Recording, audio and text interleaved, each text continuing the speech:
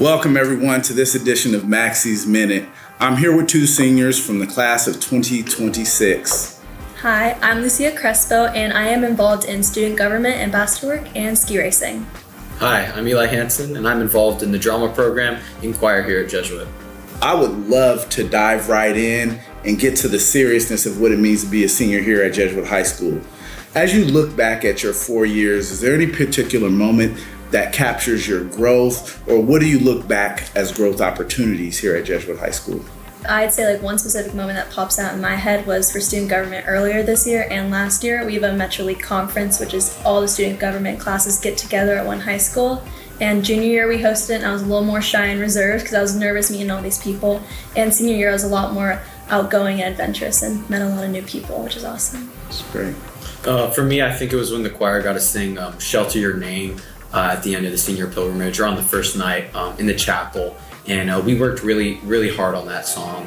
And so it was really nice just to share that with the whole senior class. And it just, you could feel the energy in the room. It was just a really tight experience. Yeah. I was there, Eli, I speak, and I definitely felt it, and it's very emotionally moving. Always my favorite rendition is right there in that church in Washington. How has being a senior shaped the way you show up for underclassmen, specifically freshmen? As a freshman and sophomore, especially at rehearsals for the musical or plays or stuff, I could be a little goofy and I joke around a little more. But I think as a senior, I definitely I try to compose myself a little more, and I kind of try to lead by example. Maybe not acting goofy. I definitely still joke around, but I definitely try to set an example by doing. Yeah, I'd say for ski racing right now we have a lot of freshmen and not so many upperclassmen, so I've definitely had to take that role as a captain. But I'd say as a freshman, I didn't really want to participate a lot in the group activities because I was worried about making myself stand out or being scared of the seniors. So like you were saying, being a little goofy, but also being a leader for the team and setting up little bonding moments is how I've taken control of that. You know, as principal, I'm always concerned about the student experience, what we pour into students during their time here. I'd like to believe there's something in the secret sauce here at Jesuit High School, but that's just my perspective. Principal, I'm supposed to say things like that. But I really want to know from your perspective, being closer to the end of your journey than the beginning, what do you believe you've gotten out of your Jesuit High School education maybe you wouldn't have been able to articulate as a freshman? I think mainly the idea of doing everything with service in mind. The fact that no matter what you're doing, there's always a bigger goal that you should be keeping in mind, and that goal being bigger than yourself and for the purpose of others and not for your own self-glorification. Yeah, and I was just being true to yourself. I think obviously in middle school there's a lot of peer pressure to be certain things and kind of abandon different parts of yourself, kind of just fit in with the crowd. And I'd say at Jesuit I've noticed every different identity is supported and cared for and has the resources to explore, whether it's drama or sports. I just think it's really awesome, and I feel like I've definitely been able to grow more into my identity, not shy away from it. You've mentioned a couple things like ski racing and drama. Is there any particular program, teacher, or experience that you have that really sticks out to you as being very formational during your time here? Without those programs, you don't know what your school experience would have been like? My freshman year, I actually tried doing cross country in the fall, and I was terrible at it. It was just something that I just kind of went for coming into the school. But it was definitely formational in that I met so many of the best friends that I've had over these last 4 years doing it. And it kind of showed me that there are things that you're really going to have to work at, and maybe you're not going to be the best at it, but it's the effort and it's the people around you that make that experience. We call that open to growth. Yeah. I would say specifically the English department. I'm really arts and sciences kind of student, and coming into English I had a lot of ideas. I just didn't really know how to portray them on paper, and so I'd oftentimes doubt myself and I'd get a paper back and be oh, this is probably be a bad grade, instead of feeling confident in myself. And specifically my freshman English teacher, Mr. Reinhardt, he really helped me with that. And especially last year I also had him, and I had a lot of stuff going on with a knee injury, and he was always extremely understanding and would stay for those extra office times with me and would always check up on me outside of school too. You know, I'm interested to hear from both of you all. Did anything surprise you about your Jesuit High School experience that you greatly appreciate? I would say it's the service for me. Obviously, in my old school, we did a little bit of service, but it was more helping out like your siblings or your classmates. And at Jesuit, I did not realize how like deeply connected our school was in service coming in. And like I would talk to upperclassmen, they would talk about their service with such passion and inspire me to do what they did or go to do another thing. And it's just really awesome to see that how deeply rooted that is in the classroom and how that gets tied into projects. For me, the encounter, absolutely. I mean, you hear about it so much. Coming in as a freshman and throughout your 2 or 3 years leading up to it, and then as a junior, there's so much going on that people are like, oh, your encounter, you're going to go on that, right? And it's just like another thing that you're like thinking about. But by the time that you go on it and you experience it, it's pretty indescribable what that means. So if you know, you know. Yes. If you know, you know. That's a good way to explain it. Now, let's think about your freshman self. If you were to transport yourself back a few years, talk to young Lucia, young Eli, what advice would you give them? I think don't limit yourself to anything, no matter what preconceptions you might have about coming into the school, what you're good at, what you're not good at, because there are things that are going to pop up and there are things that you're going to let go, and that's completely okay.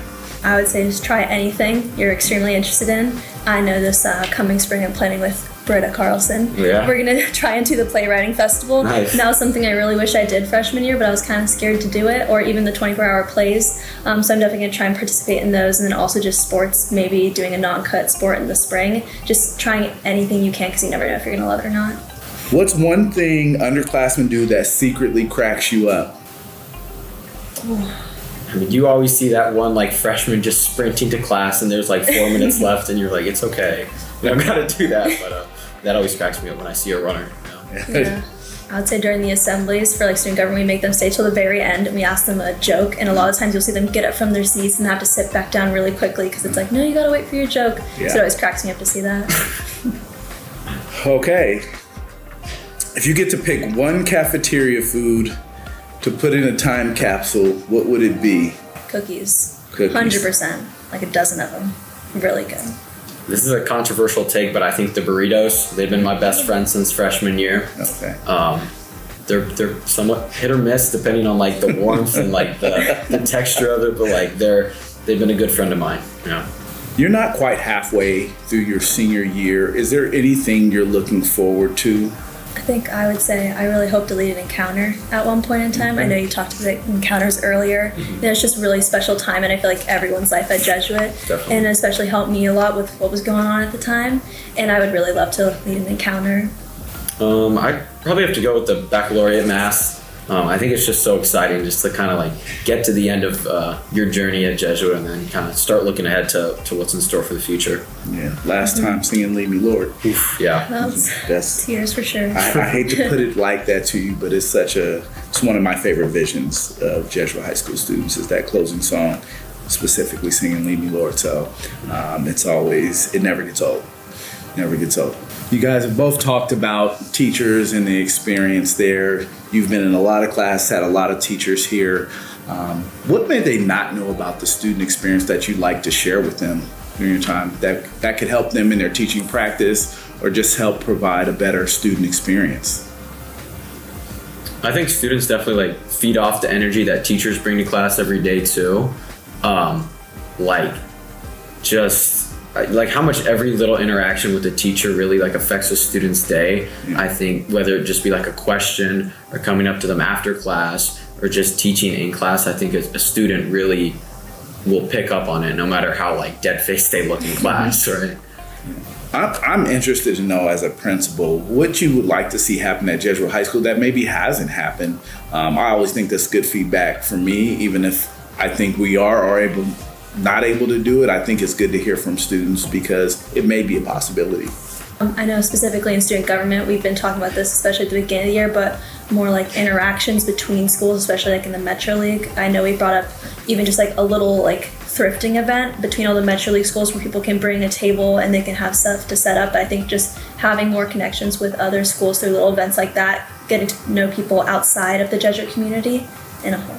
Yeah, for sure. I went on IFTJ last year, which is the Ignatian Family Teaching for Justice, And something that was cool about that is that we got to meet up with a lot of like our like brother and sister Jesuit schools like across like the West in the country. And it was really cool to see how we have like a lot of things in common, and that there's a lot of like events that we can do together. Like there was like a Green Week event, I think, and like social justice type competitions that we could enter into with each other. So that could be really cool.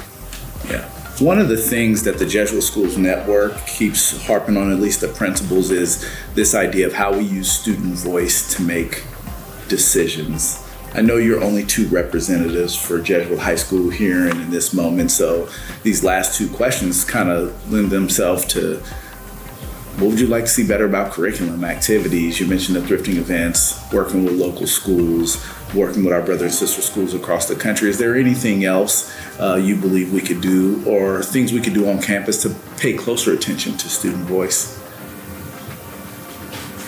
The thing I like most about Jesuit is that it kind of does everything with this idea of balance in mind, like care for the whole person.